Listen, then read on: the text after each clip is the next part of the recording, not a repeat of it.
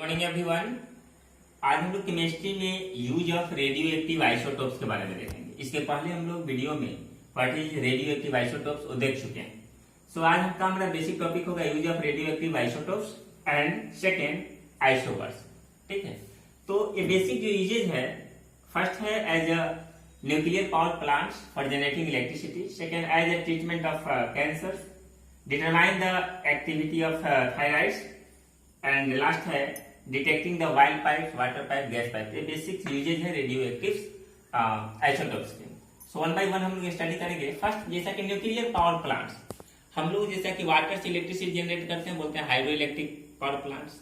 वही जब कोयल को जला करके इलेक्ट्रिसिटी जनरेट करते हैं बोलते हैं थर्मल पावर प्लांट। तो यहाँ पे इलेक्ट्रिसिटी जनरेट होगा by help of isotopes, radioactive materials, जिसको हम लोग उसके न्यूक्लियस से, जिसको हम लोग बोलेंगे न्यूक्लियर पावर प्लांट, है ना। सो फर्स्ट हम लोग देखेंगे न्यूक्लियर पावर प्लांट में रेडियो एक्टिव मटेरियल्स, ठीक है, कैसे फ्यूज का काम करता है इलेक्ट्रिसिटी जनरेट करने के लिए। सो फर्स्ट टॉपिक हम लोग अब एक्सप्लेन करेंगे। बेसिकली इसके लिए हम लोग एक radio active isotopes U92-235 uranium 235 का यूज करते हैं इलेक्ट्रिसिटी जनरेट करने के लिए। यूरेनियम 235 एक प्रोसेस कैसे डन होता है, इसको जब हम लोग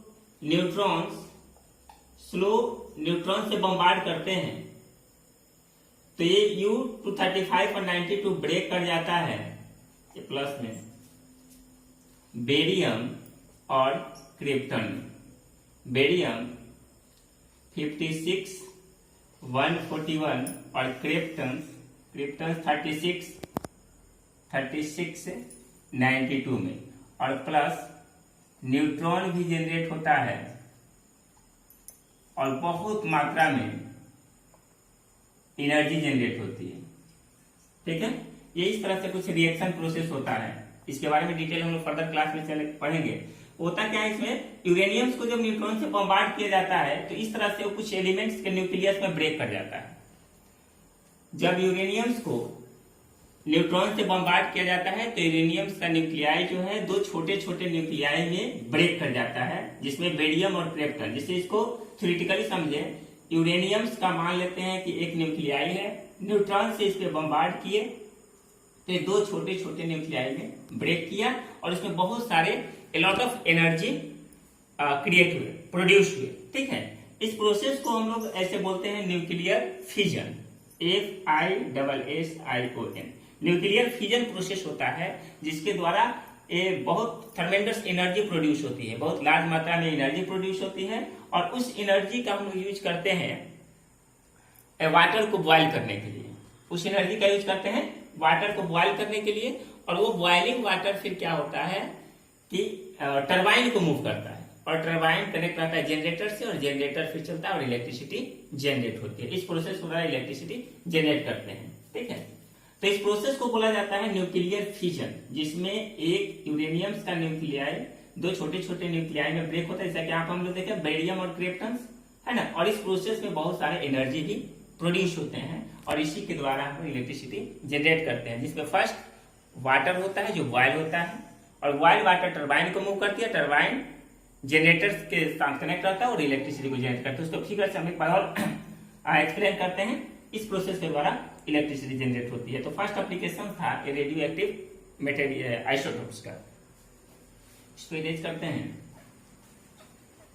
सेकेंड, ये प्रोसेस इस तरह से कुछ होगा, एक बार हम फिगर से उसको एक्सप्लेन कर देते हैं।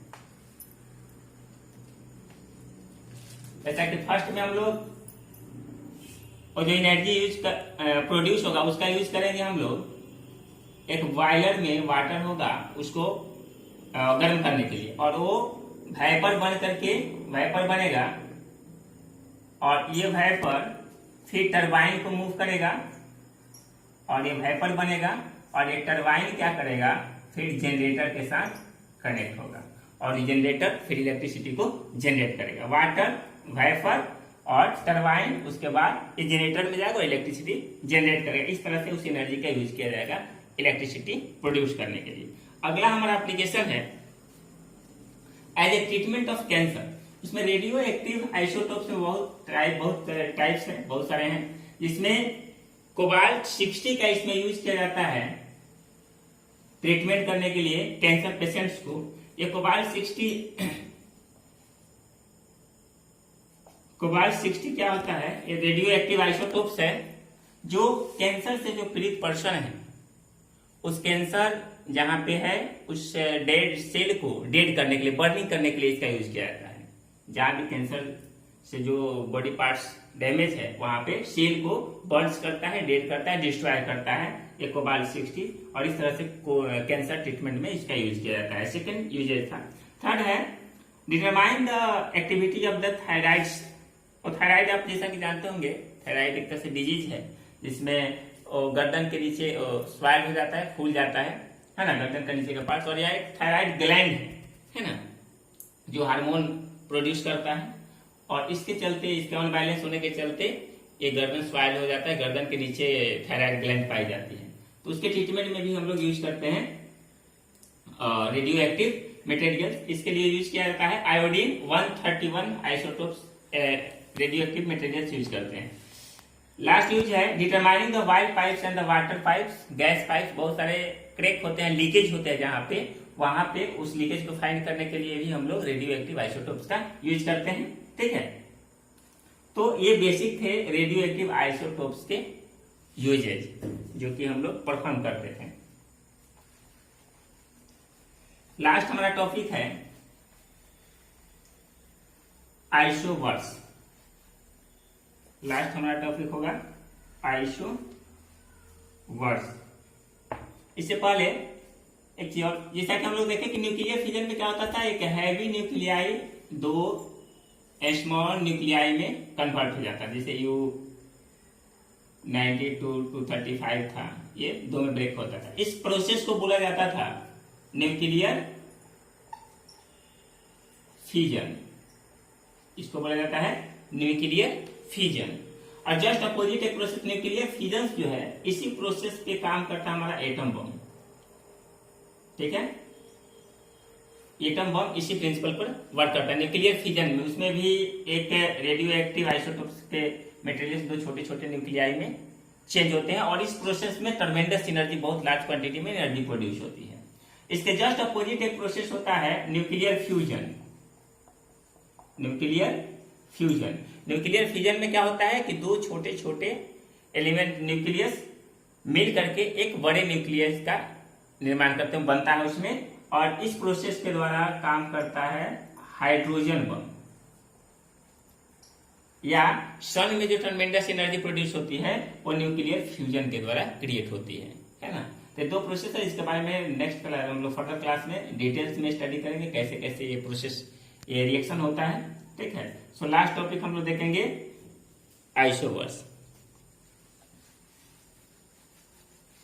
आइसोटोप्स में हम लोग देखे थे, याद होगा, तो एक ही एलिमेंट्स के ऐसे एटम होते थे जिनकी एटॉमिक नंबर सेम और एटॉमिक मास डिफरेंस होता था। यहां पे क्या है, आइसोवर्स में